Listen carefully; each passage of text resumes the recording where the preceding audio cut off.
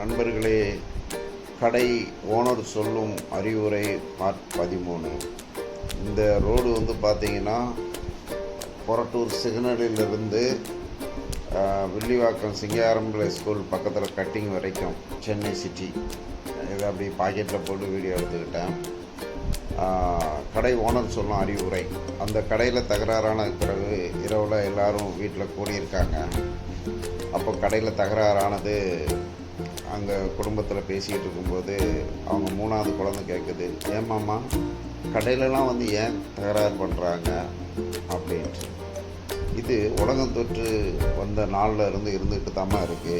சின்ன கடையாக இருந்தாலும் பெரிய கடையாக இருந்தாலும் இந்த கடைக்காரங்கிட்ட வந்து எனக்கு அதை கொடு, கடனை கொடு, இதை கொடுன்னு கலாட்டா பண்ணுவாங்க.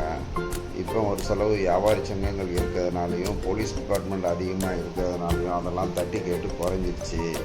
அதுக்கெலாம் முன்னக்கூட்டி இவங்க ரொம்ப கஷ்டப்பட்டு இவங்களை அடக்கிறதுக்கே தனியாக ஒரு டீமே உருவாக்குனாங்க. அந்த அளவுக்கு இவங்க கொடுமையெல்லாம் இருந்துச்சு. ஒரு வியாபாரங்கிறது சாதாரண விஷயம் கிடையாது. அதுக்கு ஏகப்பட்ட போராட்டங்கள் இருக்குது. அந்த போராட்டத்தெல்லாம் தாண்டி ஜெயித்தவங்க தான் இங்கே தொழிலதிபர்களாக இருக்கிறாங்க.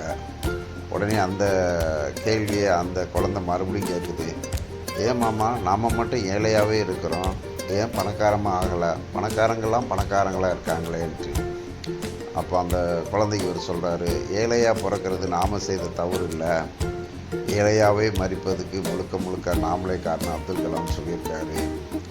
ஆண்டவரும் சொல்லியிருக்காரு, அவரை நோக்கி பார்த்த முகங்கள் வெக்கப்பட்டே போவதில்லை என்று. அப்போ நம்ம ஆண்டவரையும் நோக்கணும், நாமளும் முயற்சி பண்ணணும். அப்போது முயற்சி திருவினையாக்கும். அப்போது நம்ம என்னென்ன தவறுகள் பண்ணியிருக்கோம் அப்படிங்கிறத நம்ம நினச்சி பார்க்கணும்.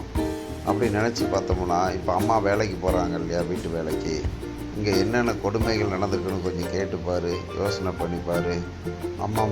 அம்மாவெல்லாம் சொல்லுவாங்க, ஒரு முறை அம்மா கூட படித்த ஃப்ரெண்டு வசதியாக இருக்காங்க, எங்கள் 3 பேர்த்தையும் கூட்டிகிட்டு போகும்போது அந்த மண்டபத்தில் ஒவ்வொரு ஃப்ரெண்ட்ஸாக பார்த்தாங்க. கொஞ்சம் வசதியானவங்களுக்குனா மூஞ்சி கொடுத்தே பேசலை. அதில் அம்மா நாங்கள் எல்லாருமே அப்படி வெக்கப்பட்டு சொக்கி வந்தோம். இப்படிலாம் பிரச்சனை இருக்குது. சரி மாமா, பணக்காரங்கள்லாம் நல்லா கொடுக்குன்னு இருக்காங்க, நம்ம ஏன் ஏழையாக இருக்கிறோம்? அதுக்கு நாம தான் காரணம். இப்போ உங்கள் அம்மாவை எடுத்துக்கா, 3 பொம்பளை பிள்ளையை பெற்றுட்டோம். எதிர்காலத்தில் மருமகன் நல்லா இருக்கணும், மருமகனுக்கு வரதட்சணை கொடுக்கணும், பிள்ளைங்களை படிக்க வைக்கணும்னு சொல்லிக்கிட்டு ஓரளவு வசதி உள்ள தாய்மார்களே சரியாக சாப்பிட மாட்டாங்க, சரியாக சமைக்க மாட்டாங்க. அவங்களுக்கு ஒரு குறிப்பிட்ட வயசு வந்ததுக்கு பிறகு பெரிய வியாதி வந்து மெடிக்கல் செலவாகிடும். அதனால் இவங்களுக்கு சாப்பாடு காரியங்களே கிடையாது. இது இங்கே தாண்டி இல்லை, கிராமத்துலேயும் இருக்குது, சிட்டிலையும் இருக்குது. முதல்ல நம்மளை படைச்சது கடவுள், நம்மளை உருவம் கொடுத்தது கடவுள். நம்ம கடவுளை நோக்கி வாழ்ந்து வரும்போது எதுவுமே நம்மளுக்கு சக்ஸஸ் தான், அதில் தோல்வியே இல்லைங்கிற மனப்பான்மை வேணும். அப்போது நம்ம தொழிலை செய்தாலும் வேலையை செய்தாலும் துட்டு சேர்த்துக்கிறதுல இருக்கிற ஒரு குறிக்கோள் வந்து நம்ம உடம்பை காப்பாற்றிக்கிறதுக்கு இல்லை. செவர் இருந்தால் தான் சித்திரம் வரைய முடியும்னு சொல்லுவாங்க. மாடு போல் கஷ்டப்படு, மகாராஜன் போல் சாப்பிடும்பாங்க. ஆனால் இந்த ஏழைப்பட்ட ஜனங்க மாடு மாதிரி உழைப்பாங்க, ஆனால் ஏழையாகவே சாப்பிடுவாங்க. அதனால் செவர் இருந்தால் தான் சித்திரம் வழங்க முடியும். ஏழையாக இருக்கிறவங்கள கண்டுபிடிக்கிறதே முதல்ல அவங்க உடம்புல அடையாளங்கள் தான். ஒன்று தண்ணிக்கு அடிமையாக இருந்து குடிகாரங்களாக இருப்பாங்க, பீடி போதை வஸ்துக்களுக்கு அடிமையாக இருப்பாங்க, சின்ன சின்ன விஷயங்களுக்கு சண்டை போடுவாங்க, படிப்பறிவு இல்லாமல் இருப்பாங்க. அப்போ படிப்பறிவை நம்ம எப்படி கேட்டுக்கிறதுனா, நம்ம வர்றவங்ககிட்டையும் போகிறவங்ககிட்டையும் தெரியாததை கேட்டு கற்றுக்கிடும் போது அதுவே பெரிய படிப்பு தான். அந்த படிப்பை எடுத்து வச்சு நம்ம வாழ்க்கையில் முன்னேறணும். அப்போது நம்ம இன்றைக்கி என்ன சாப்பிட்டோம் பார்த்தீங்கன்னா, ஒரு வாரத்தில் கஞ்சி சாப்பிட்ருப்போம், சோறு சாப்பிட்ருப்போம், ரசம் சாப்பிட்ருப்போம், கருவாடு கடிச்சிருப்போம், சத்தான உணவாக இருக்காது. ஆனால் பணக்காரங்க வீட்டில் பாரு, காலையிலே எந்திப்பாங்க, நல்லா குளிப்பாங்க, எக்ஸசைஸ் பண்ணுவாங்க, சாப்பிடுவாங்க, நல்லா உழைப்பாங்க, சிந்திப்பாங்க, வாழ்க்கையில் முன்னேறுறாங்க. இப்போ நம்ம வாழ்க்கையை நம்ம அன்னையிலேருந்து மாற்றிக்கிடணும். ஒவ்வொரு வாழ்க்கையும் மாற நம்மளுக்கு எல்லாமே வரும். நாம் பெண்ணாக பிறந்தாலும் ஆணாக பிறந்தாலும் முயற்சியுடையார் இகழ்ச்சி அடையார். இப்போ ஒரு சில பெண்களாக பிறந்து எத்தனையோ பேர் சாதனை செய்கிறாங்க. அது எல்லாருமே பணக்காரங்க வீட்டில் பிறந்து தான் செய்தாங்களா? இல்லையே, ஏழை வீட்டில் பிறந்து பணக்காரச்சியா? அப்போ நீயும் சாதனையாளர் ஆகுவியா? கண்டிப்பாக ஆகுவோம்மா, நான் நல்லா படிக்கணும். அப்போ நீ சாதனையாளர் பார்க்கணுன்னா முதல்ல உங்கள் அம்மா சப்போர்ட்டாக இருக்கணும். அவங்க அப்பாவுக்கு மெடிக்கலில் நல்லா ட்ரீட்மெண்ட் வரணும், மாமா உழைக்கணும். ரெண்டாவது நம்ம கடினமாக உழைச்சி தான் காசு சம்பாதிக்கணும் இல்லை, குறைஞ்ச அளவு உழைச்சி அதுக்குள்ளே வரவுக்குள்ளே செலவு பண்ணாலே நல்லா இருக்கலாம். நம்ம உணவு முறைகள் மாற்றணும், நம்ம பேச்சு முறைகள் மாற்றணும், நம்ம செயல்முறைகள் மாற்றணும்.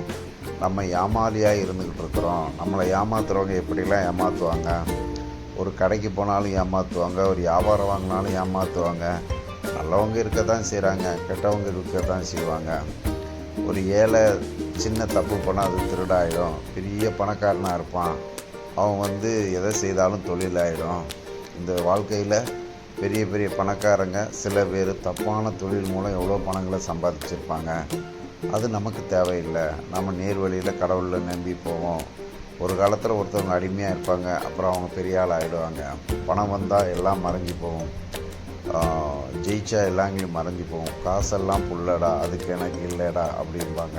இப்போ காசும் சம்பாதிக்கணும், நம்ம வாழ்க்கையிலையும் முன்னேறணும், எல்லோரும் சந்தோஷமாக இருக்கணும்.